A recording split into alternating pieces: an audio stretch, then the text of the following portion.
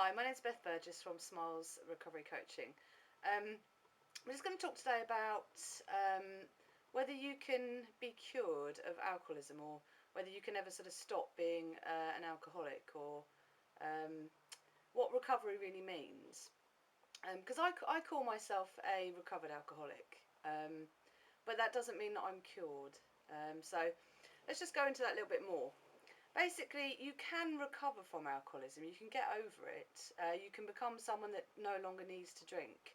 But there are certain things that you don't ever really get over.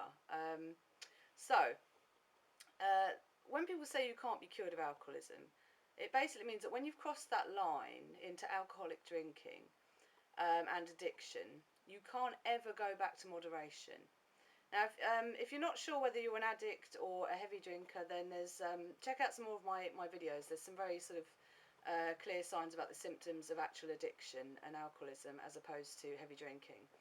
But if you have crossed that line, basically you can't ever go back to moderating. You have to be abstinent, because then you've basically developed this whole kind of phenomenon of craving. So if you have one drink, you always end up having more. It's just impossible not to, because the cravings are so intense, or it's impossible not to for any sustained length of time. You might manage it for a week.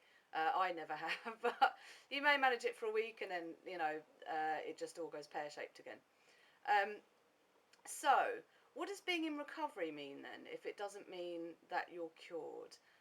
What it means is basically, for example, I no longer need to have a drink, and I don't. I'm abstinent, um, which is basically because I've changed my way of responding to things. My old response to things was, if a problem happened, I would drink. I would just drink. That would be my response to it. If something stressed me out, I would drink. Sometimes, if I was happy for no reason, I would drink. My response to everything in life was basically to drink. I drank to deal with life, to deal with people, to deal with situations, to deal with anxiety, everything. I used to drink. And that's no longer the case.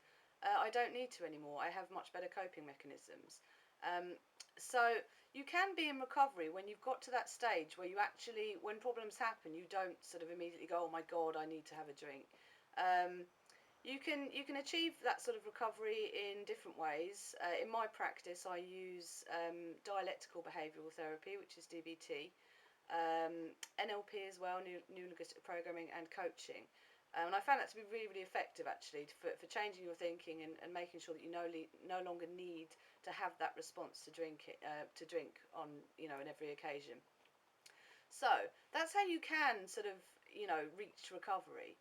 But what about this cure thing? There are some things that never go. Like I said, one of the things that never goes is the fact that you can't, once you've crossed that line, go back to normal drinking. It just doesn't happen. I I think we've all experimented with that at certain points in our recovery, and it's like that just no, it doesn't work. I can tell you that now. Another thing that remains as well is, even though you change your thinking, so maybe you're a more positive person and you learn to respond to life better, there will always be, and it's a really weird, illogical symptom, there will always be that sort of crazy thinking sometimes. I call it sort of addict brain, where basically sometimes out of absolutely nowhere, it doesn't matter how happy you are in your life, how well things are going, that little voice will kind of pop into your head and go, oh, you know what, it's been like 4 years, maybe I could just have a drink now. Um, or, something that happened to me. I had, again, bizarrely, I had 3 days where I was absolutely just on top of the world. Things were going great in my life. And this strange little voice just popped into my head and said, you know what, you used to drink when you were depressed, really, when you were stressed out. If you had a drink when, you're actually happy, you probably wouldn't go down that same spiral of binging. That sort of ridiculous thought that comes out of absolutely, it just comes out of nowhere. And like I said, it can happen when you're happy. It can happen when any time at all. And this is why, for example, I always recommend people to get ongoing support. This is the thing about addiction, because you will have these thoughts for the rest of your life, more or less. Now, I don't think about drinking on a day-to-day basis. I don't even consider it when a problem comes up. My issue now is like, okay, how can I solve this situation? I don't think about responding by having a drink. But I still have these thoughts. Even though I don't want to drink, I still sometimes have these thoughts. And that's why it's important to stay around people who are in recovery. And fellowships are great for this, going to NA or NA or whatever. They're great for that because they kind of remind you. If you go, like, maybe, I don't know, I know people that go a lot. I don't go that often, maybe once every 2 weeks or something. Just to pop in and sort of listen to other addicts and hear this stuff. And it kind of reminds you actually that, you know, my brain's still a little bit screwed up. And other people have these thoughts. They just have these thoughts. It's a kind of, it's almost a lifelong thing. And sometimes it will happen less. I find if you increase the amount of time you spend around other addicts, it will sort of happen less.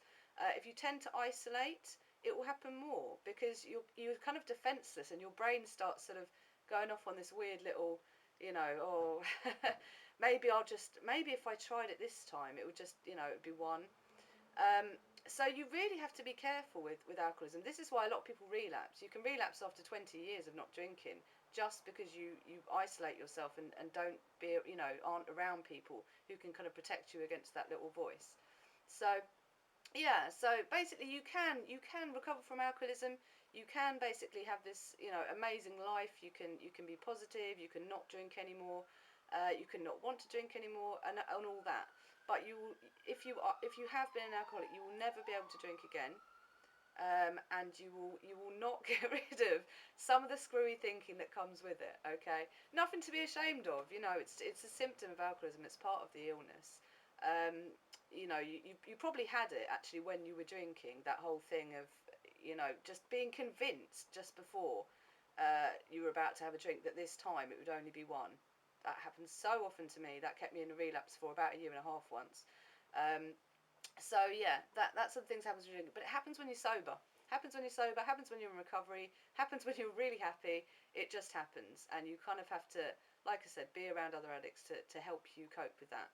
Okay, so it's mostly good news, and the fact that you can actually control these screwy thoughts by constantly reminding yourself of you know what your illness is and who you are and the fact that you don't have to give into these little crazy thoughts.